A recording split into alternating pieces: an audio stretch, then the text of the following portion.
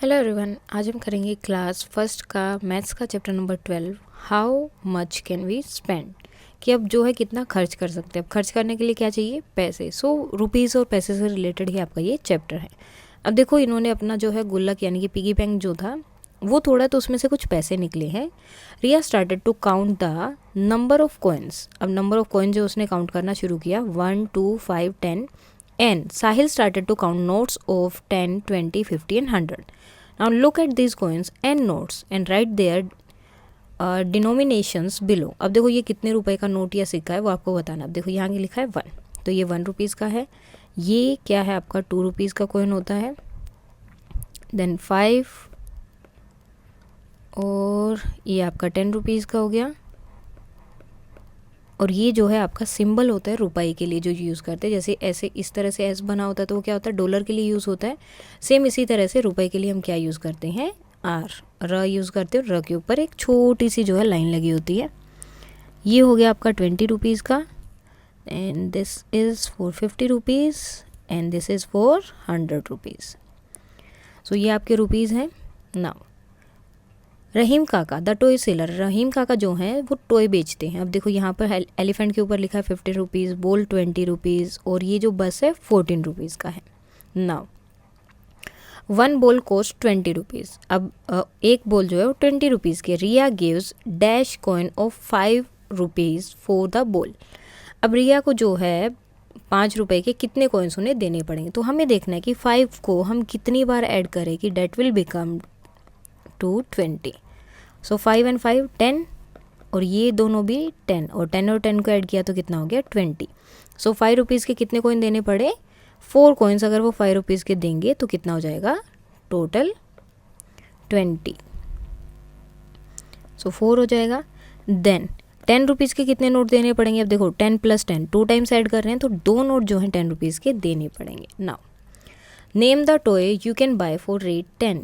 अब ऐसे टॉय का नाम बताना जिसको आप 10 रुपये में खरीद सकते हैं। सो 10 रुपये में तो यहाँ कुछ भी नहीं दिया इन्होंने। 10 रुपये में क्ले आप कर सकते हैं। Now name the toy you can buy for ₹10। अब 10 रुपीज़ में 20 रुपीज़ में क्या था? बॉल यहाँ भी दी हुई थी तो बॉल हम खरीद सकते हैं। Now if the cost of a car is 14 rupees. अगर कॉस्ट का कार 14 रुपीज़ है and Riya has 10 rupees with her, उसके पास सिर्फ 10 रुपये हैं, तो उसे कितने रुपए और चाहिए वो कार को ख़रीदने के लिए? अब कार का प्राइस है 14 रुपीज़, उसके पास है सिर्फ 10 रुपीज़, तो उसे क्या करना पड़ेगा? 10 के आगे 14 तक काउंट करो। 11 12 13 14। सो कितने रुपए और चाहिए? 1 2 3 4। सो कितने रुपए चाहिए उसे? 4 रुपीज़ जो है और चाहिए वो कार को ख़रीदने के लिए। Now Riya and Sahil together have 30 rupees. Write the name of the toy which they can buy. तो अब उनके पास कितने हैं? 30 रुपीज़ हैं, तो वो कौन कौन सा टॉय खरीद सकते हैं? सो एलिफेंट नहीं ले सकते, एलिफेंट एंड बॉल दोनों एक साथ नहीं ले सकते, वो ले सकते हैं कार एंड एलिफेंट। सो कौन सा ले सकते हैं? Car and elephant. तो ये दोनों टॉय वो वहाँ से खरीद सकते हैं। Now find the total amount and tick the correct option. अब हमें जो टोटल अमाउंट फाइंड आउट करना है, देखो ये है 1 and 1 2 हो गया। 2 + 5 6 7 8 9 10। सॉरी 1 and 1 2, 2 के बाद हमें 5 और काउंट करना है। 1 2 3 4 5। अब 2 के आगे काउंट करना है 3 4 5 6 7। तो कितना हो गया? 7। तो जो भी इस तरह से हमें काउंट करना देखना है, जो सा करेक्ट है उसको टिक करना है। नाउ 10 2 रुपीज़ है। 11 12 13 14 15 16। तो ये कितने हैं total? 16।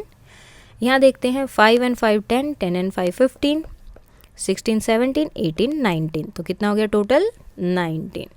Now make your own currency notes and coin of paper slips, play a shopping game in the classroom. तो ये एक एक्टिविटी है जो आप अपनी क्लास में कर सकते हैं। नाउ फिल और draw the amount in different combination using the given currency. अब सेम करेंसी को लेकर इन करेंसीज़ को यूज़ करके हमें जो है डिफरेंट अमाउंट यहाँ बनाना है। जैसे 20 के लिए इन्होंने पहले 10 रुपीज़ का एक नोट लिया, उसके बाद 5 के लिए, यहाँ पर 5 5 के ले लिए, यहाँ पर 10 और 2 2 का लिया या 1 1 का लिया। तो इस तरह से हमें जो है बनाना है। अब 10 के लिए हम क्या कर सकते हैं? 5 5 के 2 कॉइन ले सकते हैं ओके, या फिर 1 5 का हो गया, 1 1 का हो गया, 1 2 हो गया एंड सेकंड भी 2 हो गया, ये भी हमारा 10 बनेगा। ओके, एंड नेक्स्ट क्या कर सकते हैं हम, 5 और बाकी सारे 1 1 के, 1 1 1 1, तो ये भी कितना हो गया, सॉरी एक कम होगा इधर, तो ये भी आपका 10 हो गया। नाउ और क्या कर सकते हैं, 2 2 का ले सकते हैं, 2, तो ये भी आपका क्या हो गया, जो आपके टोटल रुपीज़ कितने हो जाएंगे, 10। ना 13 रुपीज़ के लिए हम क्या कर सकते हैं, सो 13 रुपीज़ के लिए 5 हो जाएगा, देन 5 हो जाएगा, 10 हो गया, देन 1 1, उसके बाद एक हम 10 का नोट ले सकते हैं और 1 1 ले सकते हैं, 1 और एक 2 ले लिया। देन और क्या हो सकता है, 2 2 का हो सकता है, 2 4 6 8 10 और 2 होंगे 12 और 1 कितना हो गया, 13, 1 5 हो गया, देन 2 2 के कॉइन हो गए, 1 1 का हो गया और फिर 13 के लिए 3 कॉइन्स और हो जाएंगे।